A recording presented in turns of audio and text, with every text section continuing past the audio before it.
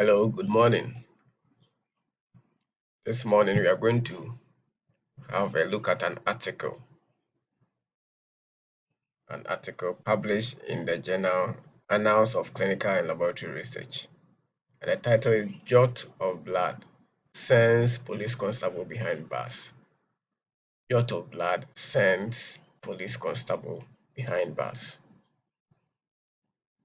So this will be our outline for this presentation.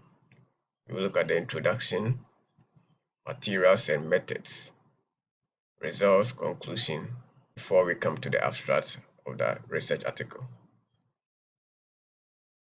So, introduction. In many sexual offenses, a criminal can be identified by comparing his DNA profile with that of the body fluid or hair found at the crime scene, as well as on the victim's garments or her biological exhibits like vaginal swab, anal swab, pubic hair, etc. In the same way, his involvement can also be proved by comparing the victim's DNA profile with that of the body fluid or hair found at the crime scene, as well as on the garments or biological exhibits of the accused. In this case, that's the case that we are going to talk about. The accused, who was a police constable at Sironcha police station, was facing the trial for the offences punishable under Section 376 377 of Indian Penal Code, Section 6 of Protection of Children from Sexual Offences Act, as well as under Section 3 of Scheduled Caste and Scheduled Tribes. So let's look at what really happened. Let's look at the case. So what happened? On 31st March 2015, at about 9 a.m., the victim and her father were standing on the road in front of their house, since victim had to travel to a school at Sironcha. The accused approached and told them that he is also going to Sironcha and hence he shall drop her to the school. The accused, being familiar with them, the victim's father helped her sit on the accused's motorbike and allowed him to drop her to the school. However, the accused took her below the bridge to Sironcha Road and committed rape and carnal intercourse with her. The victim was 11 years old and studying in 5th standard. The accused afterward threatened the victim to gun her father if she would disclose the incident to her father, or if she disclosed the incident to her father. She bore the trauma for about a week and lastly told the incident to her sister on 8th April 2015. Her parents then learnt about the incident. They lodged reports with the police station Sironcha and a crime was registered against the accused, that's the police constable.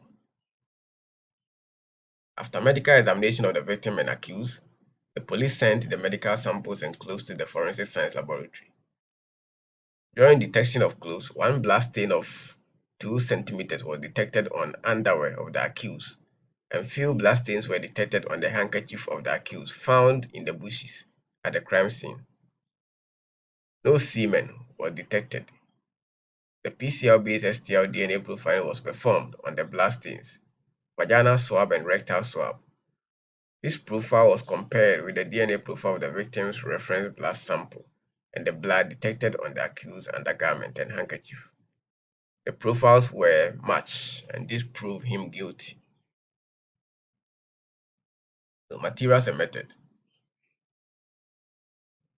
So at the forensic science laboratory, they conducted a test for the presence of blood. So they did a presumptive test. So the presence of blood stains on the clothes found at the crime scene was confirmed by testing with Castelli-Meyer solution, that's phenolphthalein and 3% hydrogen peroxide. So after conducting this test, they were able to confirm that indeed what they found was blood. So this is how the test looks like. Positive results, you see this pink color. The negative result, no color. So this is how the test is conducted. You collect sample, that blood sample using a swab, a suspected blood sample. Then you apply the drop of phenolphthalein solution on it. You wait a few seconds and apply a 3% hydrogen peroxide solution.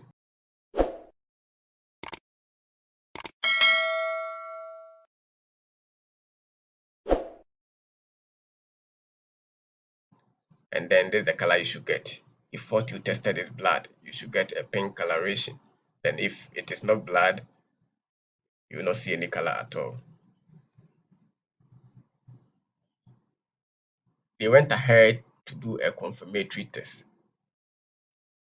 The Casimir test or the phenolphthalein test just tell one that what the person found at the crime scene is blood, but I cannot tell whether it is human blood or otherwise. So after doing the presumptive test, they went ahead to do what we call the confirmatory test. And how did they go about it? So later, using crossover electrophoresis technique, that's the technique they use, reacting saline extract of blood stains. So they use normal saline to get an extract of the blood stains. So reacting saline extract of blood stains with human antiserum, it was confirmed that the blood was of human origin or was human blood. Detection of semen on clothes. They use another presumptive test, that's the acid phosphatic test. Semen stains were checked on the clothes by testing suspected stains with acid phosphatic reagent. This test is used as a preliminary test for semen detection.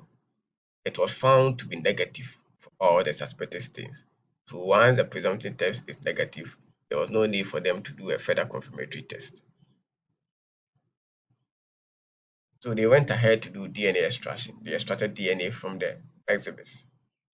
DNA was isolated or extracted from the human blood detected on handkerchief of the accused, found at the crime scene, underwear of the accused, reference blood sample of the victim, and the vaginal swab and rectal swab of the victim using organic extraction method. So they used the organic extraction method, or what we normally call phenolchloroform method. So how did they do this? Forensic buffer, proteinase K, and 10% SDS, sodium dodecyl sulfate, were added in appropriate amount to each sample. It was watered or mixed, quick span, and incubated at 56 degrees Celsius for 3 hours. Then phenol, chloroform, and isoamyl alcohol were added. Proteins get denatured and collected in the organic phase while nucleic acids or DNA remain in the aqueous phase. Then 2 molar sodium acetate and chilled isopropanol were added to the aqueous phase to precipitate DNA. The precipitated DNA was finally dissolved in trace EDTA or trace EDTA buffer, pH 8. So this is how the organic extraction is done. So add SDS and proteinase K, and then you incubate at 56 degrees Celsius. So after incubation, you add phenolchloroform isoamyl alcohol, you vortex or you mix, and then you centrifuge.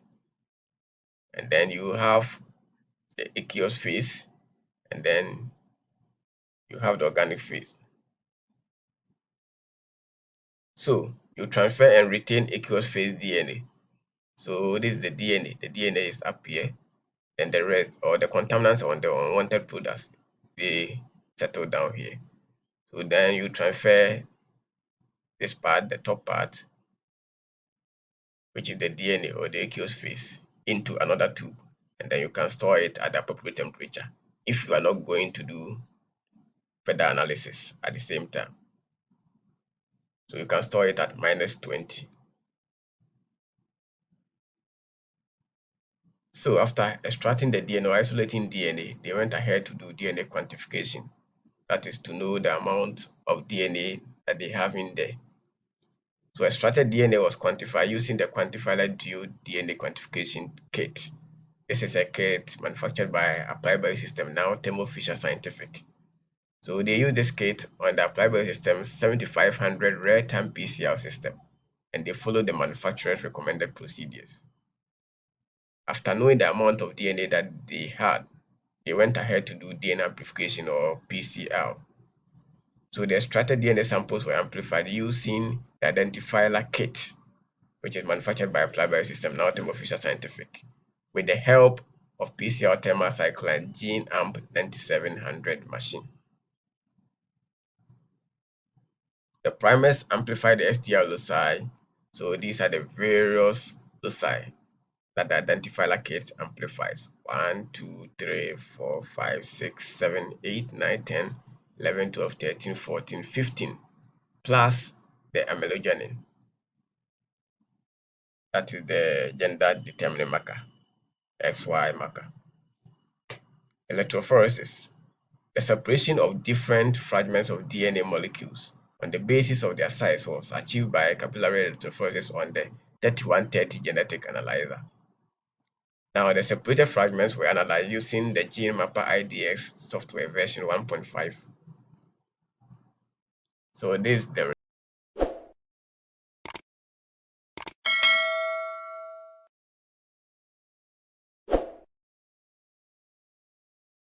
results that they had. The STL locus or the STL loci over here. Then the handkerchief. I mean 1, 2, 3, 4, 5, 6, 7, 8, 9, 10, 11, 12, 13, 14, 15, 16, 15. I think this should be the identifier plascate and not identifier kit. It should be identifier plascate because 16 loci. I think I need to check later on. So let's continue. So this is the profile that they had for the handkerchief, that the blood stain from the handkerchief. 10, 15, OL, that's off ladder.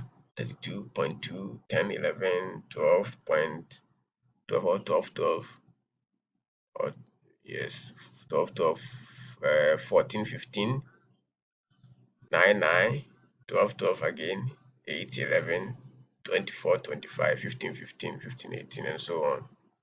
Then the underwear of the accused, the blood stain from the underwear of the accused, 10, 15, same thing here. So you can see that they match. Then the blood from the victim sample, same profile. Vaginal swab from the victim, same profile. It means the swab has sample coming from the victim alone, no semen. Rectal swab from the victim, same profile. So what it means is that the blood stain in the handkerchief, blood stain in the underwear of the accused person, the victim's own blood sample, vaginal swab from the victim, and then the rectal swab from the victim, all had the same profile. So the DNA profiles obtained from the blood detected on handkerchief from the crime scene and underwear of the accused were found to be identical and from one and the same source of female origin. They match with the DNA profile obtained from reference blood of the victim. As the underwear of the accused was having victim's blood, his involvement was proven in the crime, and the blood on handkerchief at the crime scene proved the place of the crime. The incident was opened by the victim after 8 days of the crime, so her vaginal swab and rectal swab were having DNA profile of only her. Of course, it took time for her to report, so the possibility of her doing away with the semen of the perpetrator is very high. So conclusions, what conclusions were drawn by the researchers? Child sexual abuse is a crime in which an adult or older adolescent uses child for sexual stimulation. It is a kind of mental or physical violation of child with sexual intent. In the instant case, the victim was minor and the accused was a police constable with a gun. Due to threatening, she couldn't open the incident for about 8 days under fear, because of fear. It was DNA report and other medical findings on the basis of which the accused was convicted for rigorous imprisonment of 10 years. So he got 10 years jail sentence, along with a fine of Rs 2,000. I don't know the equivalent in my currency. Thus, the victim got justice. But then one thing I want to talk about has to do with their results. They refused to do the calculation. In forensic DNA testing, once there is a match, you have to do a calculation. You have to compare what you have with an untested person or an untested man. So there's a statistic or statistical calculation for it, but then they refuse to do that. And that is what I would say about it. They should have done that. But aside that, their work was a good one. So we've come to the end of today's presentation, and I hope you learned something out of it. But don't forget to subscribe to my channel so that anytime I upload a new video, you'll be notified. Thank you very much and have a nice day.